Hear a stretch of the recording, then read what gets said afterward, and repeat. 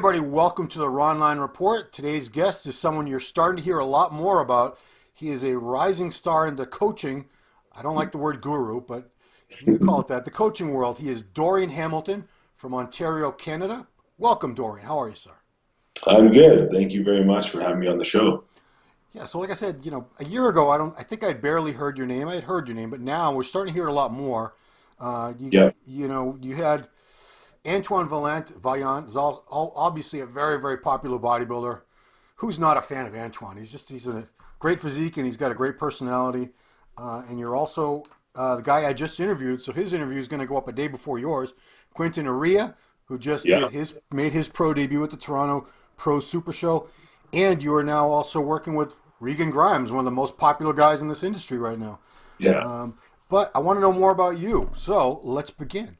Where did you grow up, and what kind of things were you into as a young guy? So I grew up in Canada, in a little town called Carlisle. It's about 45 minutes west of Toronto. And growing up, I had an older brother. He was like 4 years older than me, so I sort of aspired, be like my older brother. He started lifting weights. I saw him growing, so from a very young age, I was like into bodybuilding. And I mean, at that time when I grew up, all the superstars on TV was like Sylvester Stallone, like Arnold, like all these guys were all jacked up on the big screen. Yeah. So it was always something. Even like when I was a kid, like all of our action heroes and stuff that we played with, they're always all jacked up. So it was always something like, as a kid I was, intrigued by. So then my brother started getting into weightlifting. It's just I sort of followed in his footsteps. So, when did you become aware of, everyone as a kid, a lot of us started out watching Arnold movies, Stallone movies, Van Damme movies. When did you become aware that there was this thing called bodybuilding and started seeing pictures of, I don't know who the top stars would have been when you got into it? So I was about 12 years old, like grade 7, because my brother just started training. He was 4 years older than me. Yeah. He was 16, so he started bringing home like Flex magazine and Muscular Development at that time, right? He was bringing home magazines. Yeah. And oddly enough, at that time, it was like Dorian was like a big deal. So he brings home this magazine. He's like, Dorian. Yeah. He's like, look at this guy. His name's Dorian. And so wait, you were not named after Dorian Yates? No, I wasn't. No.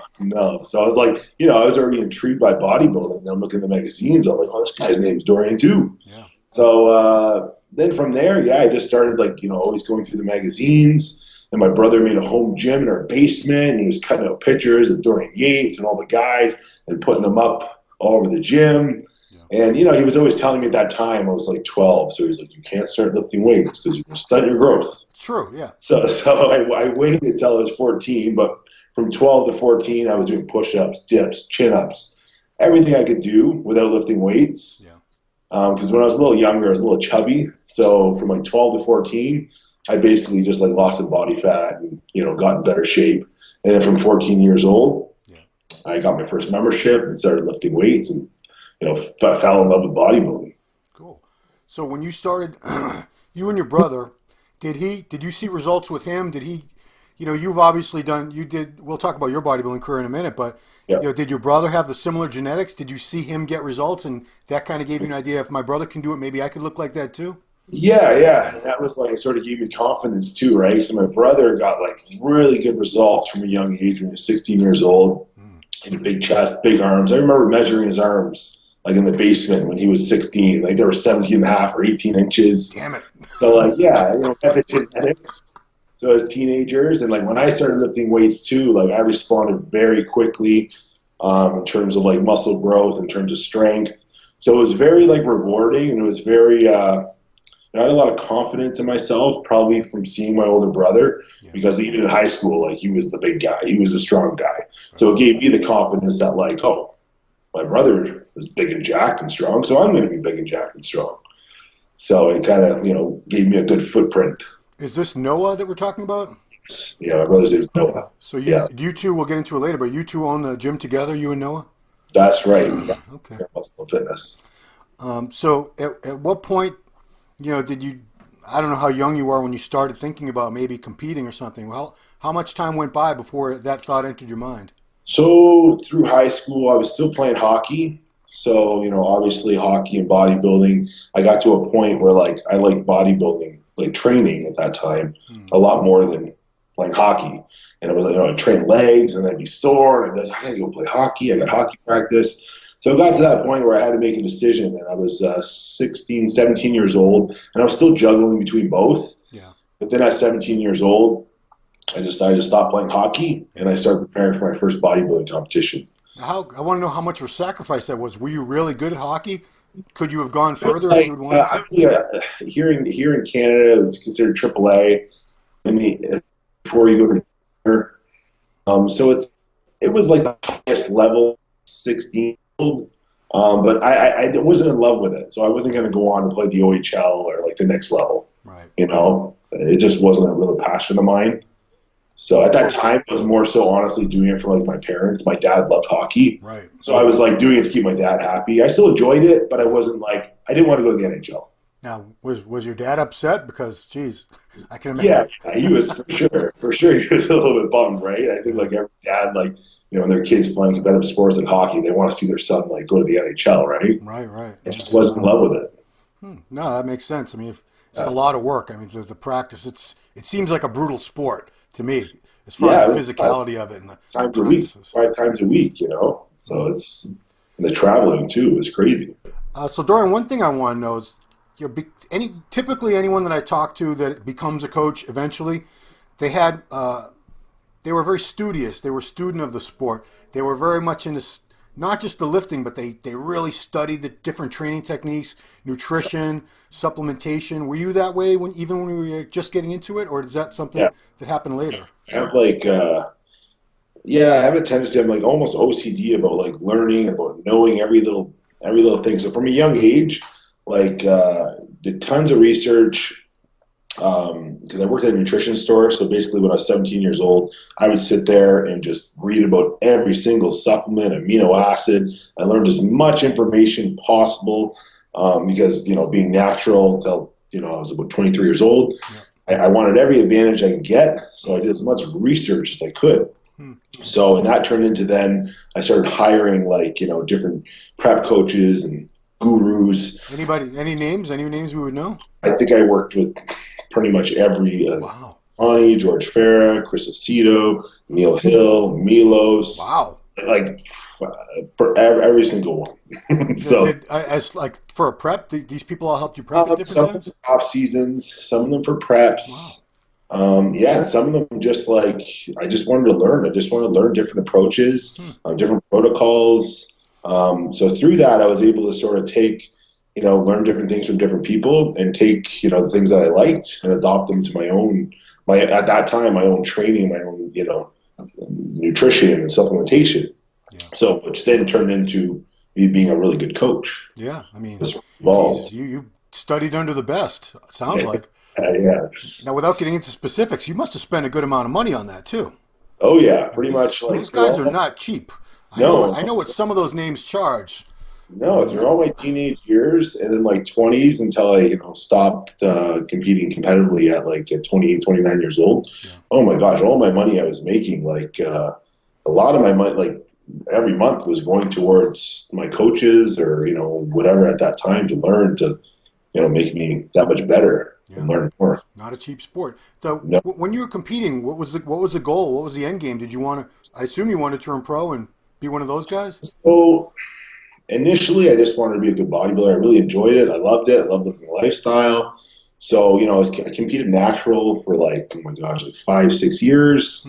So then when I was 23 years old, I'm like, oh my gosh, where do I want to take this thing? I started going to the Arnold Classic and the Olympia, watching the shows. And I remember the time I saw Ronnie Coleman. I forget which year it was. It was probably oh my gosh, let me think here.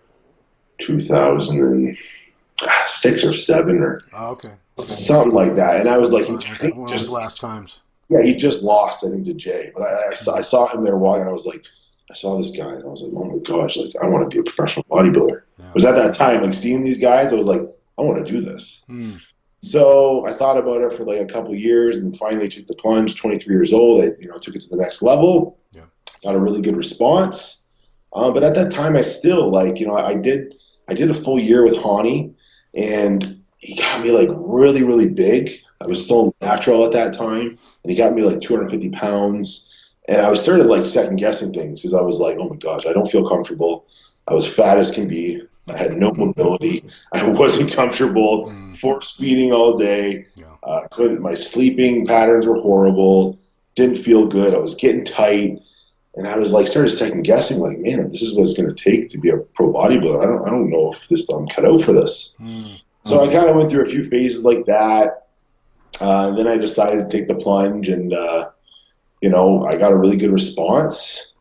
And I competed here at a couple of amateur shows. Yeah. I did well. I ended up meeting actually Frank McGrath. And at that time, I met Frank. We became friends. And at that time, I kind of like took a step back, like pursuing to like actually be a professional bodybuilder. I was 24 years old. And he was like, pushed me to do a show. And I did really well at that show, which qualified me for nationals. Yeah. And I went to go do nationals. And at that time, I still didn't know if I had it or not. I was like, I'm going to go do it. No expectations. Went to do nationals. Prepped under Chris Aceto that year, 2013. Yep. And I showed up to nationals, and I got third at my first nationals. Wow. So the two guys that beat me that year, Henry Pierre and Chris Wong, they both got pro cards. So I was like, okay, I'm next in line maybe here. Yeah. That's when I sort of got that, like, believed in myself that, this is something I could really do.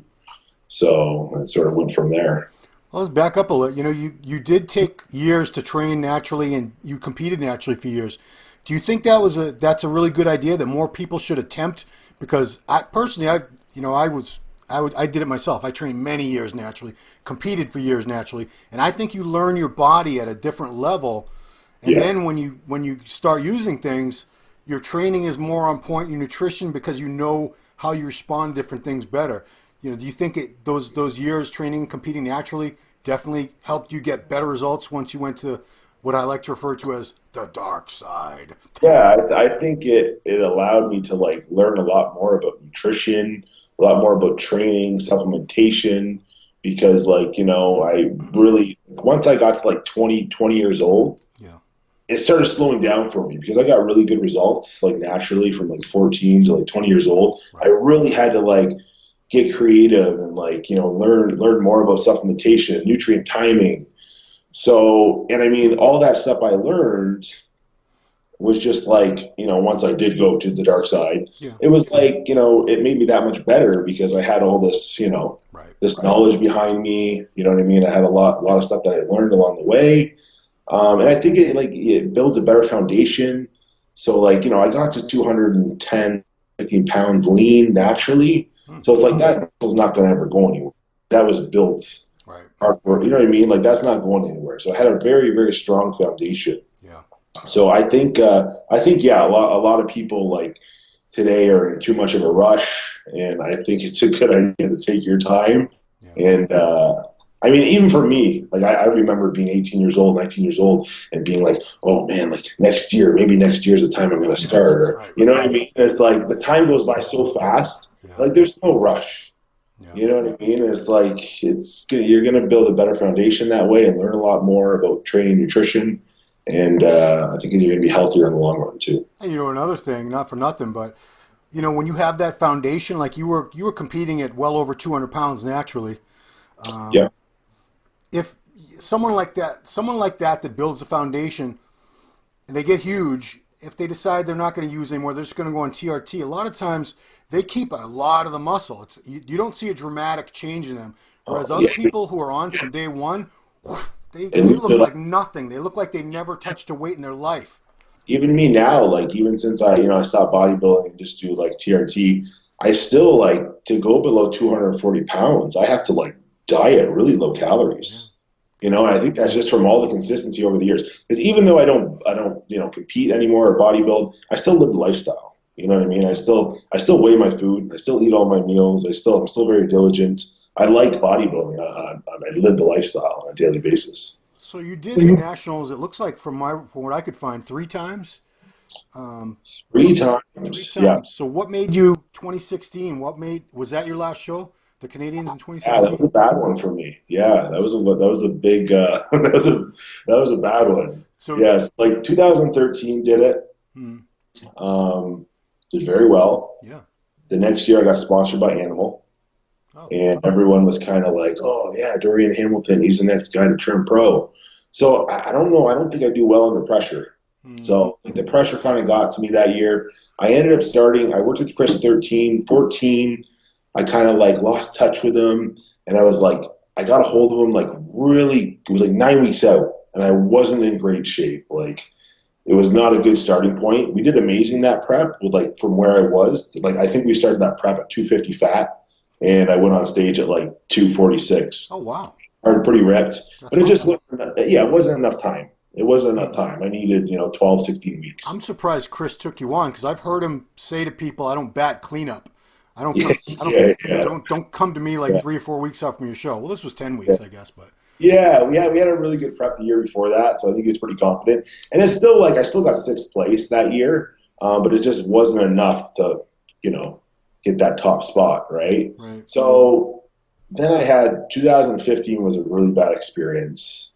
We went into that year. I had to requalify because here in Canada, when you don't get top five at the nationals, Yeah. you got to go back to the to requalify for nationals. Do you have to start like at a level 1 show again, or You just have to do the what would you call it? The provincial level show. okay? I mean, that's same as the U.S. You do a national qualifier.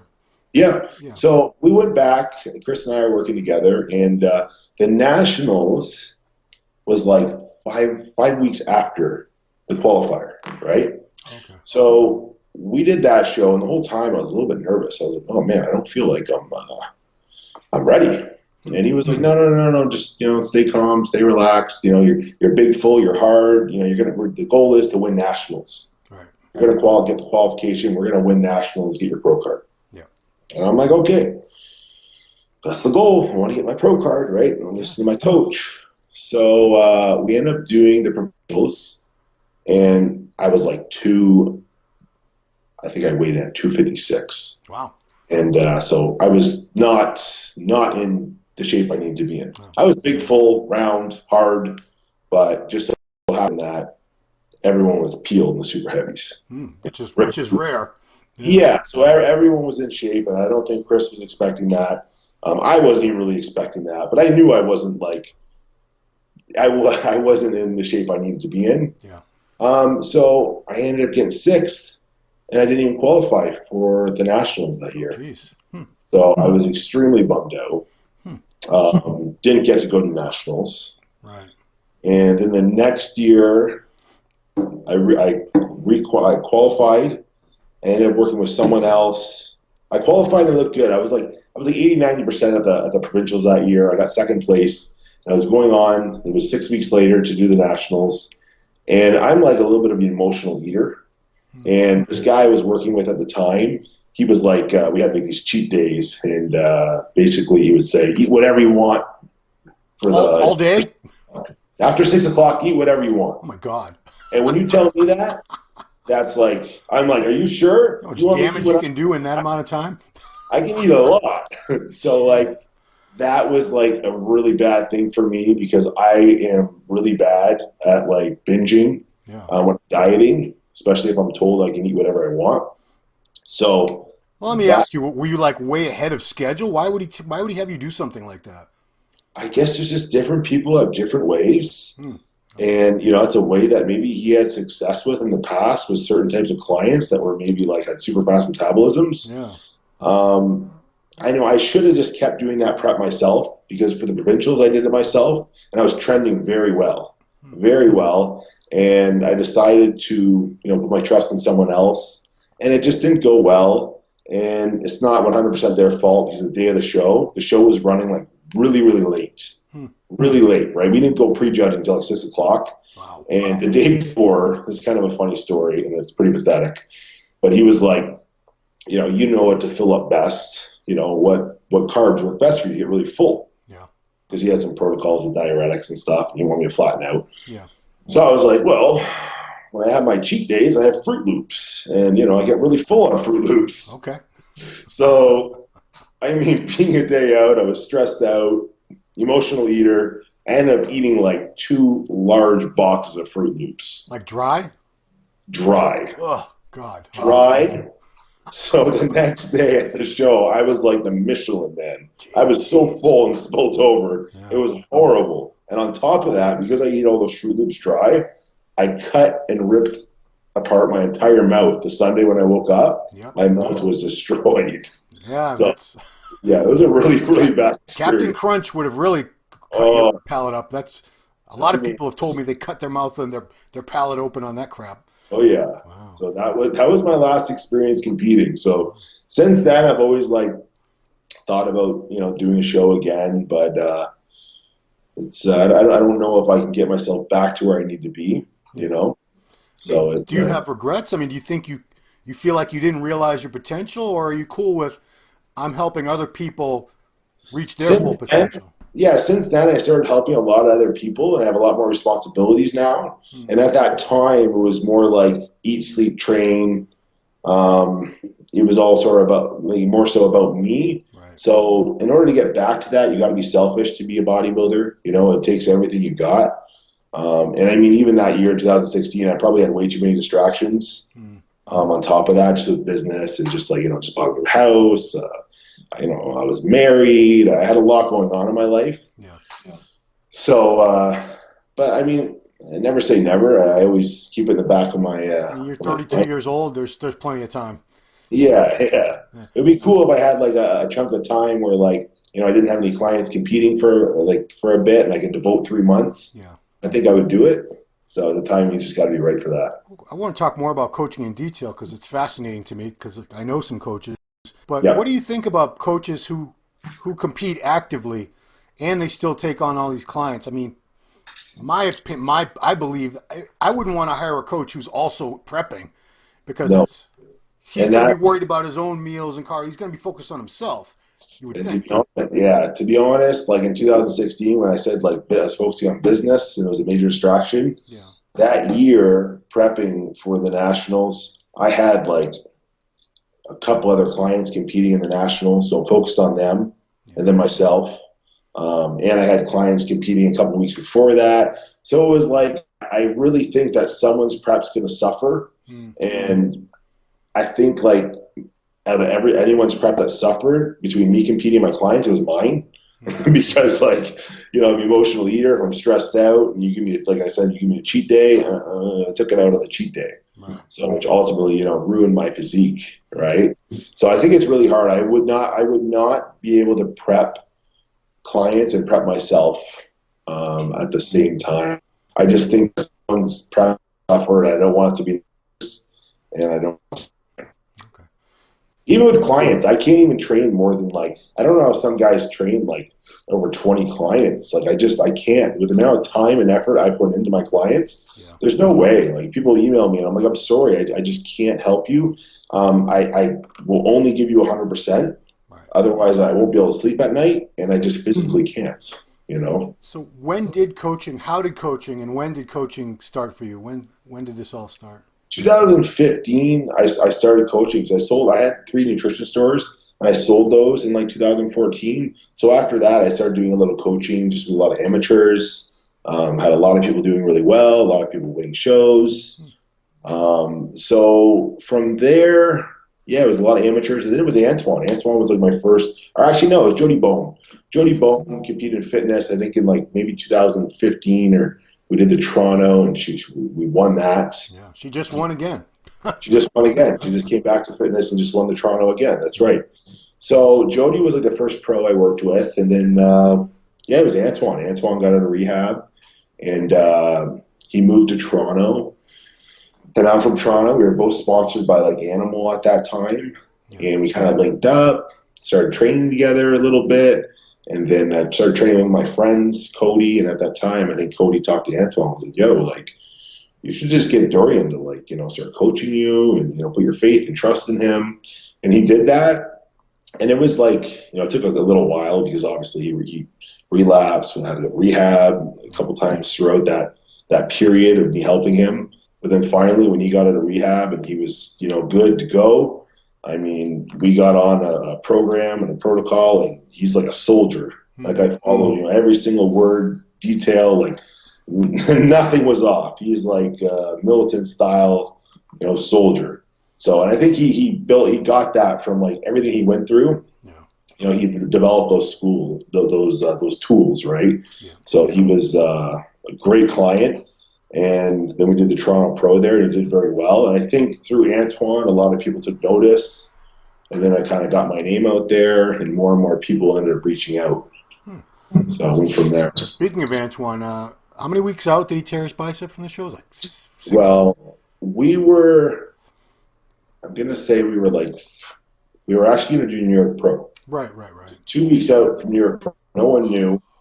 That day, he just contacted Steve Weinberg, asked for the contract. He was going to sign it. And then that day, the accident happened. Wow. So yeah, I was pretty confident. Like he was training so well, and this happened last year with Antoine too. I got him ready ahead of time. Like we were aiming for Vancouver the year before, and he was ready ahead of time. The same thing happened this year, so I was like, let's jump in New York. I saw the lineup, and I was confident he could do very well. So I said, let's jump in New York, and then unfortunately had that terrible accident. It's pure speculation, but based on how he was looking, how do you think he would have done in Toronto? Where would you have placed him based on that lineup we just saw? It's tough. I was at the show. Yeah. Honestly, obviously it's biased, but with the amount of separation, detail, and condition that Antoine was displaying, like all the minor detail, like of separation and greatness, he plays that year. I felt like he could win. Yeah. That's why our goal was to win a pro show. And if I didn't feel like he could be competitive to win the New York, I wouldn't have suggested doing it. Yeah, he would have been very competitive there as well. Yeah, because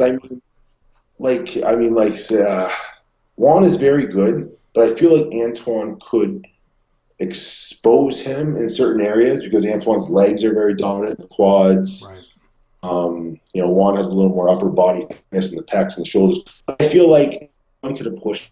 Antoine could have done a really good job at pushing him. So we'll see next year. Okay. I think I'm going to have to ask you to stay still because when you stay still, the mic seems to be not moving, not doing as much wacky stuff.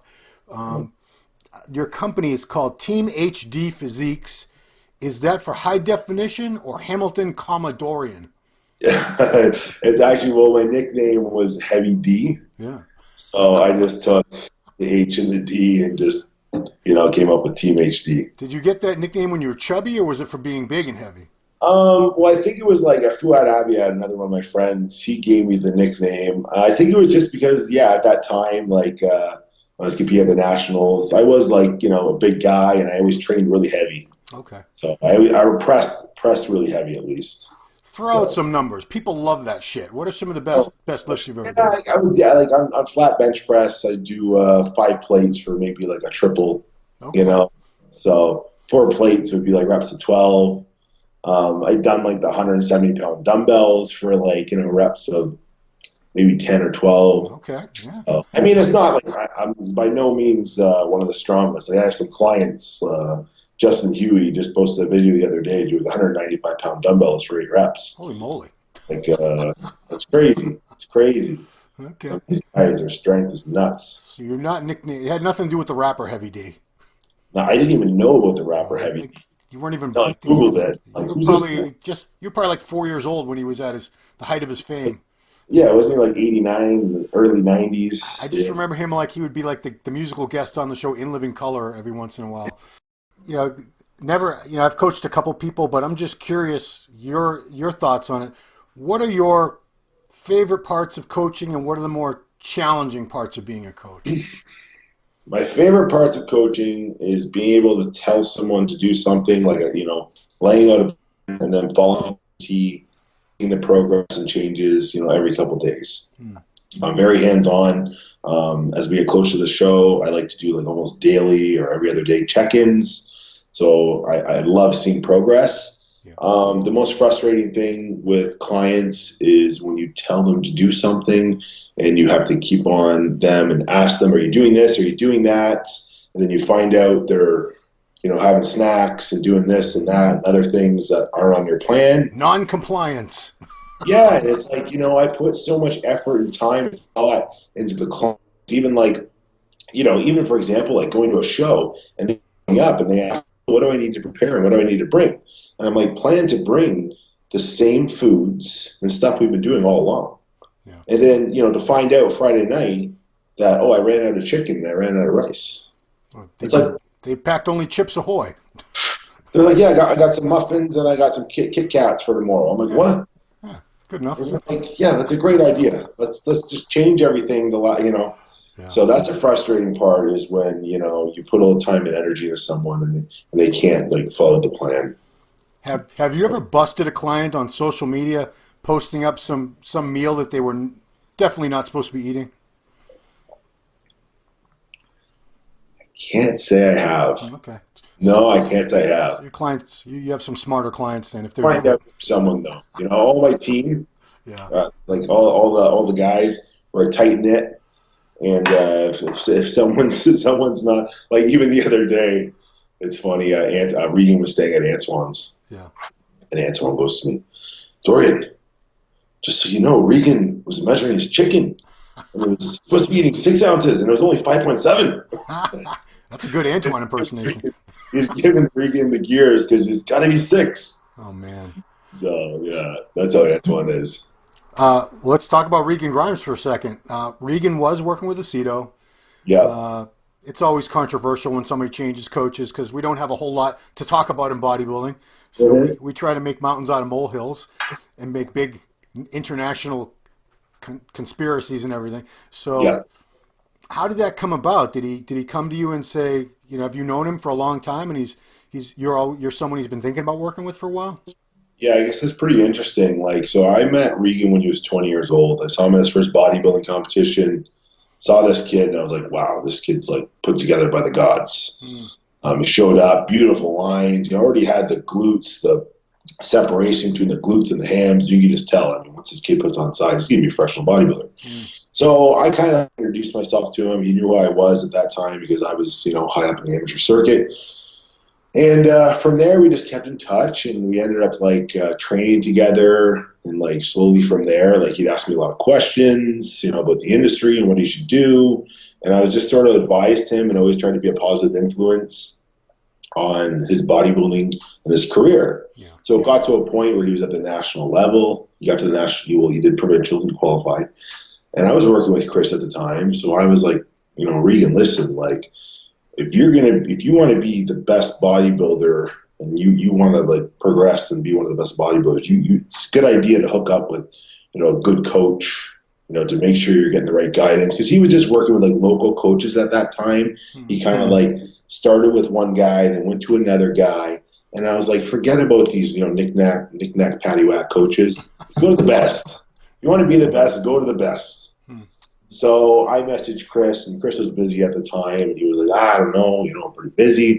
And I was like, listen, man, like this kid's going to be something great. Like he's going to go pro. Yeah. So I sent him the pictures, and Chris was like, oh, wow, he's very good. So from there on, I set them up, and they went to do the nationals that year, and then they went on to do the Arnold Brazil. Well, they did the Arnold, and he got second, then he went to do the Arnold Brazil, and he turned pro. So yeah, I mean, and throughout that time, we've always trained together. We're good friends. I was at Regan's wedding. Like we're very good friends, and we always keep in touch. We always train because we only live about an hour apart. Yeah. So and yeah, throughout the years, I always give him advice too. Like in the off season, with Chris, I feel like he's not always there in the off season unless the client is like, like asking Chris for program in the off season, kind of just like didn't really get much direction in the off season. So all throughout, I've always sort of like, give him my best advice I can give him in the off season to sort of, maximize his potential. Because I mean, let's face it. I mean, when you're a bodybuilder, the most important time is off season. I believe contests are won in the off season because that's when you improve. These And people that wait until they're in prep to start really training hard, I'm like, what the fuck were you doing the other 8 months out of the year? 8 weeks out, you're skinny and fat, and you want to start your prep. Like, what do you know? And then it's like after a show, I feel like, I'm always like, I stress the importance of like with bodybuilders after the show. It's very important to take advantage of that window there, rebound, to try and put on as much tissue as you can after your body's been in a deficit for so long. Yeah. Just from the food and the calories alone, you're able to put on a lot of muscle mass. Right. So very, very important time for bodybuilders.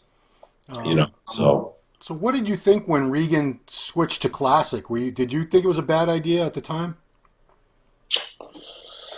it's tough because I think at that time Regan was sort of like juggling, like he was unsure if he wanted to be like, put on that much weight and size and, get that big. Were you in touch with him when he did the oxygen gym experiment? Yes. Okay. Which lasted like, what was he there, a week or two?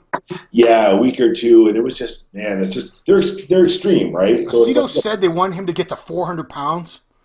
I think that's an exaggeration. 440, I think he said. Come on, who's been that much weight? Greg Kovacs. That's the only guy I know. You got to be 6'5" to be 420. Yeah. Like that's an exaggeration for sure. But I think when he went there, it's like,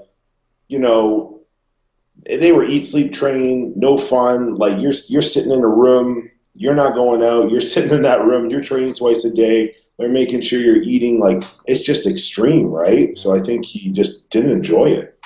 So on top of the supplements and everything's just a lot. A lot of training. Left. Was he married at the time, or he was engaged? Yep. He was engaged. So he left a fiance, and he had his gym, right? He owns a gym. Yeah, he's got a lot. He's got a lot here at home. He owns a gym. He's got his fiance. He's got a couple dogs. Yeah. Not everyone can be, away from home for like 4 or 5 months at a time like that, right? Yeah. And he's young too, so it just wasn't.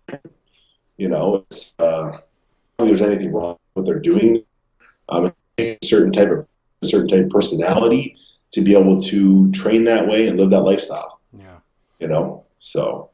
But I didn't like his physique as a classic competitor because. No. It's not that he has bad shape or anything. It's just he looks better filled out to me. You know what though? If he had like a half an inch more, if he was a half an inch taller, it would probably be great for him because then he could be 230 whatever pounds it is. He just missed sucking down from 230 for Regan to 220. He loses everything that's really beautiful about his physique. Because I mean, when he competed at some of those pro shows in Vancouver or like when he got second to Michael Lockett, I'm pretty sure he was only like 234. Wow. So, I mean, for 230 pounds in classic, he would look phenomenal. He'd be right up there. But that 230 to 220, it just pulls everything that's beautiful of his physique. Yeah. It's too much. It's too much. So, everyone, I haven't really heard you. I don't know if you've talked about it in other interviews or podcasts or whatever, because obviously Chris was on Palumbo's, one of his shows, and talked about it. And he seemed pretty upset. He seemed pretty hurt that Regan had left him. From what that's the impression I got. Was it kind of awkward for you because you've worked with Chris, Chris very well too? Was it just a whole uncomfortable situation for you on your end as well? Yeah, like I like Chris a lot. Like I think he's a funny guy. I think he's a smart guy. Like some people started sending me the whatever it was, that video they did there, him and Dave. I saw it and I was just like, man, seriously? I actually wrote Dave. I wrote him an email and I was just like, man, it sounds like he's pretty salty about this, It's like, did Chris forget that I'm the one that sent Regan to him? Like, I mean, given the situation, I mean, Regan didn't just leave Chris for some Joe Blow or next big coach, next big name. You know what I mean? It makes sense. Like, we live an hour apart. I had just opened a gym. Regan's training in my gym, on a weekly basis. We're all training together. I've evolved as a coach. I'm doing well with, a lot of the Canadian guys here. Yeah. And it just sort of was a good fit. It's a good fit. It's nothing against Chris. Chris is an amazing coach. I mean, his track record speaks for itself. Yeah. But yeah, I guess he's just pretty salty about it. As a coach, I mean, you must work with people who you can't see in person. Yeah. Yeah. Do you prefer? Do you think it's much better if you can physically look at a person like once a week or once every other week at the outset? Honestly, I like to judge someone's physique. I actually like pictures. Like a lot of my clients, local clients, will be like, "Oh, this is great because now, like, we can do check-ins and I can come to your gym and you can take a look at me." And I actually prefer that pictures in the lighting of day. I can reference, you know what I mean? It's the same lighting, same time of day, right when they get up, no food in their system. I like to use that as a reference point. So there's no other variables. I don't want to see you when you got your tits are pumped to the max. You know what I mean? Or you got a sick arm pump. That's when everybody takes their progress pics to post. It throws a variable in there. So then I can't tell you're flat because your guns are pumped to the max. And, so I like consistency. I prefer pictures. I really do prefer, even my local clients, like Antoine sends me pictures every morning, Now, so, without revealing all your coach guru secrets, do you like to keep things pretty consistent the last week, or do you do crazy things with the carbs and the water and all that?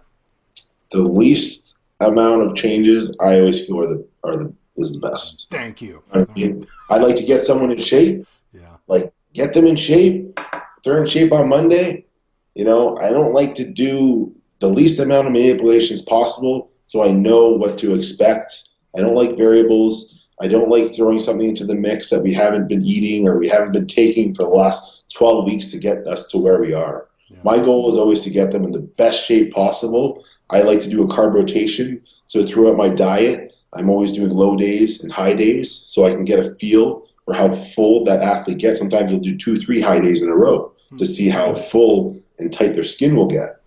So I do that rotation leading into the show because it's very predictable for me because I know how they deplete on the low days and I know how they fill up. Yeah. So I can sort of predict exactly how they're going to look on show day. So I know how much water they retain with the carbs, all those little details. I don't adjust sodium. I don't adjust water. I keep everything consistent. Because we've both seen a million cases where a week out these people look amazing in their progress pictures, and then you see them at the show, and they look like dog shit. I'm like, oh my god, they look like a water buffalo. They go crazy with this like cutting water and sodium manipulation and diuretics, and like we don't realize, guys, our muscle cells are made up of like 78-80% water. Yeah. So if you dehydrate that muscle, the muscle's going to shrink. It's not going to push as hard on the skin. So there's all these things that I think people sort of miss along the way. So I like to go with a really safe approach that I have lots of experience with. Okay. Now your mic's breaking up on me a little bit. But quick. Closer.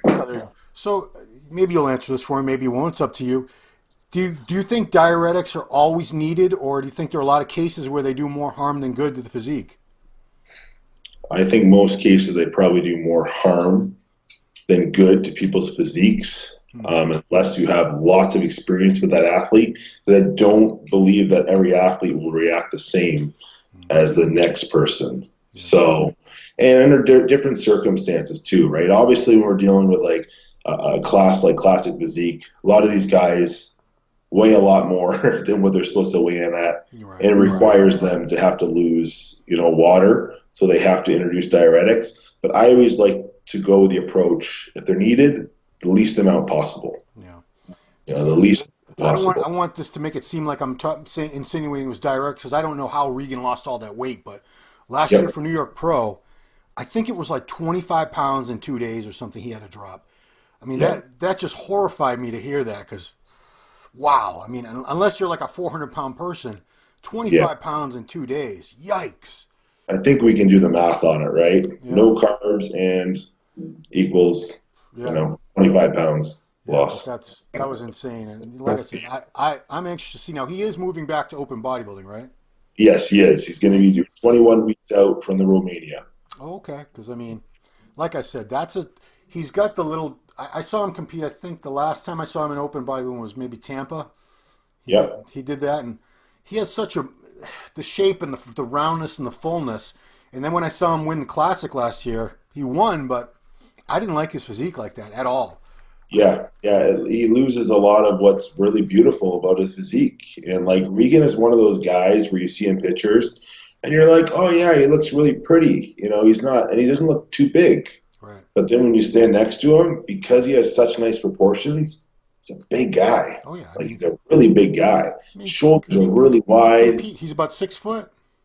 Yeah, he's about 5'11 and a half, I think. 5'11 and a half. 240, 245 on stage when Yeah, he was I open. imagine, yeah, we're going to be mid 240s. Yeah, that's not a small guy. No, no. So let's talk now about your gym in Burlington, Ontario, Pure Muscle and Fitness.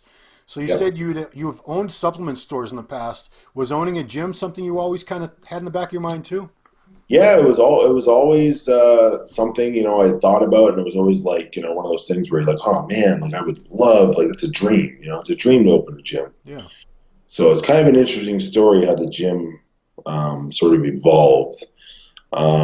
So basically, it was Regan had discussed about expanding Flexiplex, his gym in London. He was thinking about moving to Burlington, and this was like last summer. So me and my brother are starting a supplement line called HD Muscle, which is still in the works right now, but went on the back burner a little bit because of the gym. Yeah. So we were looking for a warehouse at the time for like 3,000 square feet for our supplement brands.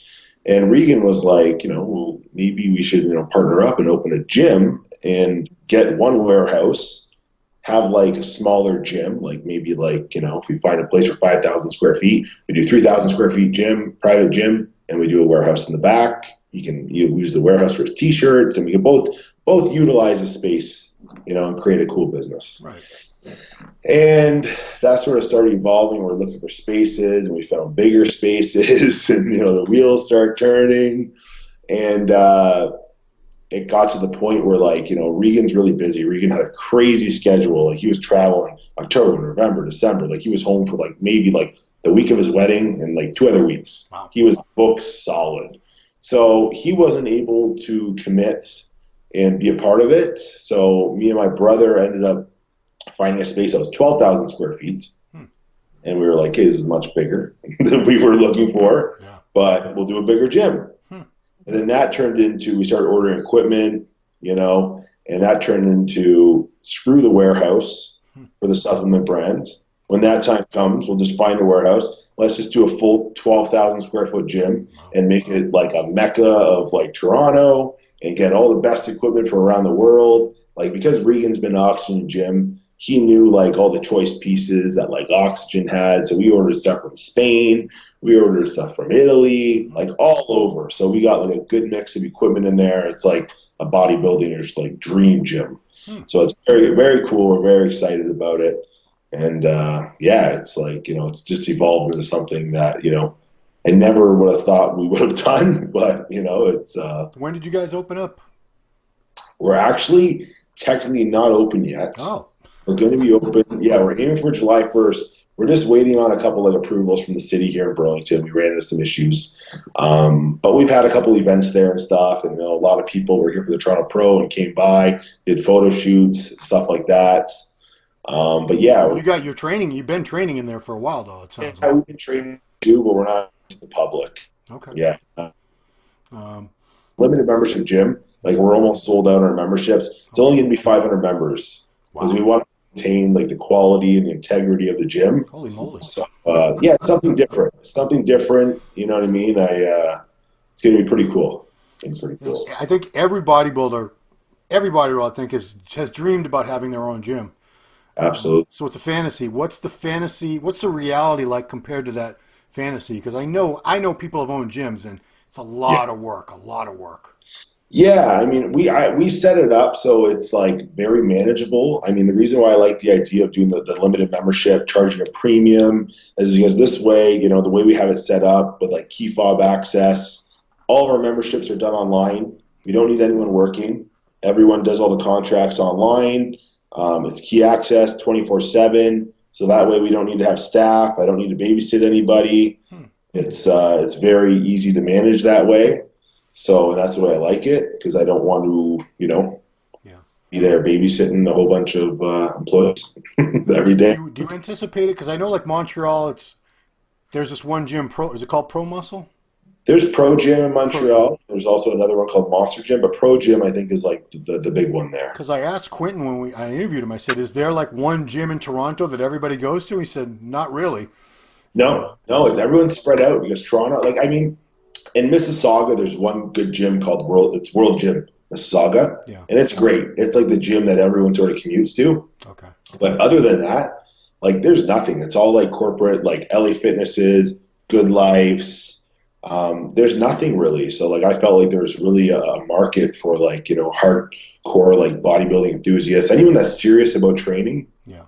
I felt like this is going to be a really good gym, and like with really good energy. We've got really good support, like everyone that wants to come by, and you know the camaraderie that's going to come out of this gym is going to be really cool. There's going to be a lot of cool content. So we want to create something that's different, unique, and you know it's going to be pretty cool. We're excited. So it's going to probably you're looking at an official opening on July 1st. You said. Yeah, the first week of July. If everything goes well here with the city, the first week of July will be open. Okay. Yeah. Where's Burlington in relation to like where I was downtown for the show? Yeah, so you were downtown Toronto there. We're about 35 minutes west. Okay. That. So we had tons of people like from Toronto. Like I mean, Flex was there yesterday training, spent the night with us, and we were training at tons of content. Tons of people were in and out. So it was really cool. Really cool. Yeah. You know, I mean, how do you split the responsibilities with your brother? Because they always say, don't go into business with your family. You know, do you handle certain aspects of the gym and business-wise and he handles others, or do you do it all together? Me and my brother have a very, very good relationship. We ran the nutrition stores, the 3 nutrition stores we had together for 7 years. Oh, wow. So we know each other's personality. He knows what I'm good at. I know what he's good at. So just like instinctively, we kind of know how to treat each other and who takes care of what, and it just works. We don't fight. We don't argue. We get along really well, and we've always just worked together as business partners, like amazing. We're very fortunate to have each other. So I'm trying to do the math here. How young were you when you first owned these stores? I opened my first store, I believe it was 2000. I was 2007. I was 20 years old. Wow. I was 20 years old. Yeah, 20 years old. Then I sold them to Popeyes, and 7 years later, it was like 2013 or 14. Wow. Yeah. You know, I should have asked this back when we were talking more about the coaching, but 32 is kind of young, and most of the top coaches are in their 40s or 50s. You know, you sometimes get flack from people thinking, wow, this guy's too young. He can't possibly be a great coach yet. Because like Matt Jansen, that was always the knock on him is he's a kid. He can't know how good can he possibly be? But clearly he's good and you're good. So I think it's all relative though, right? Because I mean, like I was fully invested. So from 14 years old to 32 years old, I mean, it's a lot of years. Yeah. And I was like 24/7, 365 bodybuilding, like learning, wanting to get better and better for myself, for my clients, learning as much as I could.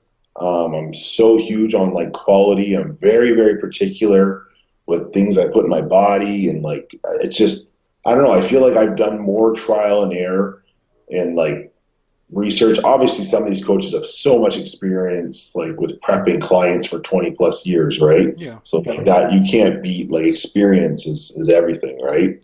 But they all started somewhere too. Yeah, they all started somewhere too, right? And and the thing is, like, there probably is a ton of good coaches out there that are not getting recognition and no one knows about, because it just sort of takes that one person.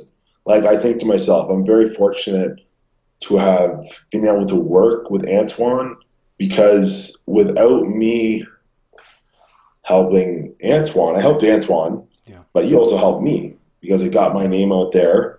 You know what I mean? I think about that often. You think back to like a guy like Honey Rambod. It's like, without a Phil Heath, would there have been a Honey Rambod? Without a Jay Cutler, would there have been a Chris Aceto? Because it's like these kind of guys like put them on the map, and people see that, and then they have their trust in them, and you know they get clients. And then as you grow as a coach, you start getting the cream of the crop. Right. So it becomes like, I mean, like when you start getting the best guys with the best genetics and the best. You know, they're already at the top. I mean, I'm waiting for that. It's going to be great. I mean, I'm already getting it, right? I'm very fortunate. But it's going to be building more and more now as time goes by. But, I can only imagine you get, top Olympians coming to you, hey, can you coach me? Yeah. No, I don't have time. Call me, Yeah, call me in a few months. I'll see. yeah, yeah. Do you work with competitors from all divisions, or do you only focus on a couple? I do. I love helping people, but like I was saying earlier, it gets to that point where like I can only help so many people. So now I've had to start like sending people. I have a coach that works under me and with me, Hmm. Justin Huey. So I send a lot of my people that are coming to me to him, and I'm just trying to spend as much time and put as much effort I can into like the top guys, right? I feel like when I have a guy like Regan or Quinton or Antoine or Ken Jackson or these professional bodybuilders, Yeah. it's like they're putting their faith and trust in me. It's their career, it's their career, it's their livelihood. I want to give them 100% and be able to maximize their training, their nutrition from all angles. So when they're putting their trust in me, like I take that very seriously, and I want them to be the absolute best they can be. So for that reason, I can't just take on a limited amount of clients. It's got to make sense. And I feel horrible telling people no. Like at the Toronto Pro, I had so many people coming up to me, oh, I want you to coach me. And I'm like, I would love to be able to coach you, but you know what? I own a gym. I have other things going on in my life. I have family. I can only work with so many people. And it's not fair to the people that I already have for me to go take on more clients just for a little more money, So. I mean, it's the same thing like you said with you're capping the membership at the gym, which is like, that's unheard of. That's unheard of. Nobody does that. No, I'm all about quality, not quantity. Don't name any names, but have you heard other bigger name coaches sort of like talking crap behind your back? Has it been passed back to you? Because anytime, I get the same, because it's an old guy thing. Whenever young guys are coming up and on the rise, it's hard not to kind of feel little twinges of jealousy and make little snide remarks to people, and it ends up getting back to them, and then gets back to you. Has anything gotten back to you like that? No names. Only this one person recently. Okay, all right, fair enough. Yeah, only that one. I mean, that's the only one, and I mean, it's. I think it's pretty silly, and I've noticed a whole bunch of things. I didn't notice. Other people are pointing it out to me, and I'm just like, you know what? If I bump into the person, I'm just going to ask them, what's the problem? Because I don't think there's any need for that. I just think it's silly. It's like, I don't think anyone should talk negatively about anyone. And if you do have a problem with a person, you should be able to confront them and say it to their face. Yeah, I mean, there's so many athletes, and they all need coaches these days. So it's not like you're taking food out of anybody's mouth. Hey, I had an athlete leave me. Like, I mean, I worked with Dura for 3 months. Yeah. He's a friend of mine. Mohamed Dura. We did the New York. He got 4th or 5th place. Yeah. Then we were doing the Toronto, and 72 hours out, he's asking me all these questions. He has concerns with, like, the whole last 3 days, which I don't like to do. Right. And I felt like he didn't really trust the process. So it was simple. Like, we both value our friendship. Yeah. And it was like, if you don't fully trust me, I understand. If you trust the last coach you worked with, which was Sam, right, Sabib, because you worked 10 shows with him, I understand. You have more faith in him because of your, all the shows you guys have done together. I said, that's fine. If you're more comfortable, it's your career. You have to do what's best for your career. Right. And I'm fine with that. I still believe that I would have brought him in at his absolute best, but he didn't feel that way, and that's fine. You know what I mean? That's fine. I'm not going to... It's a rare thing, so rare for someone. Flex Lewis has always had Neil Hill. It's very rare for the same coach and the same client to stick together throughout the course of like an entire career. It's only natural when an athlete isn't pleased with an outcome to try someone else. Yeah, that's my goal. Like, I mean, I would love to be that good that I can be able to keep my clients and the people that I work with. But if I'm not doing my job, or they don't feel comfortable, or they feel like they can be better or something, that's fine. You know what I mean? That's on them. They have to make that decision, and I'm fine with it. Okay, yeah. I mean, like I said, clients come and go. Coaches, they leave coaches, they come back to the coaches later sometimes, and that's just that's the way of the sport is. Yeah, we see it all the time, right? Like, I mean, people leave people, they go back to people. They got to do what they feel is best for them. And in bodybuilding, I mean, people are prepping off season. They're going crazy. Their head spinning. And I can They're not understand where it can seem like a personal thing because any good coach is not just a coach. You get to know these people on a friendship level. You're talking to them. You're about what's going on in their life, and yeah, personal your stuff. contest prep is a brutal process, and you're with someone through one of the toughest physical and mental challenges they go through in life. So it's Yeah, only you bond. You I did bond. that with some of my coaches. You know what I mean? Right. So it's like I understand. So that's why with this last one, when I started hearing these things, I was like pretty hurt because I'm like, we worked together for 3 years and like it's kind of a shock, right? Yeah. So it is what it is. Yeah. Okay. Well, you have been very generous with your time, Dorian. I Any- want to encourage people to go to Instagram. It is Dorian_Hamilton. Dorian_Hamilton. The name of the gym. Does the gym have an Instagram too? Yeah, it's Pure Muscle and Fitness. Pure Muscle and Fitness in Burlington, Ontario. That's Almost right. open officially. Looks like you're Almost. less than a month away. Yep. And I guess you're going to have to hurry up and join because he's only going to let a certain amount of people join. We have maybe 150, 170 memberships left. Oh wow! So you've been pre-selling and you got all those Yeah, we already? started pre-selling them. Yeah, we Sweet. pre-sold them. Okay. So All right. Even more. You better get a hold of this guy quick, people, yeah, or else you're going to have to go to this Good Life place. It doesn't sound too great. yeah, Is that like an LA Fitness type of thing? yeah. It's like an LA Fitness. Yeah, here in Canada, Good Life Fitness is massive. Yeah, Yeah, they're all over the world. Cool. yeah. So we'll continue. I wish you the best of success with the gym, with Thank the you so supplement much. company when you get that going, and of course Thank the you. coaching career. You're doing very well, or else I wouldn't know who you are. So Yeah, thank you very much. I really appreciate you having me on. yeah, keep up That's the been great great. work, Dorian. Thank you very much. All right, it's been cool talking, and everybody, thank you for watching the Ronline Report with Dorian Hamilton. We'll see you next time.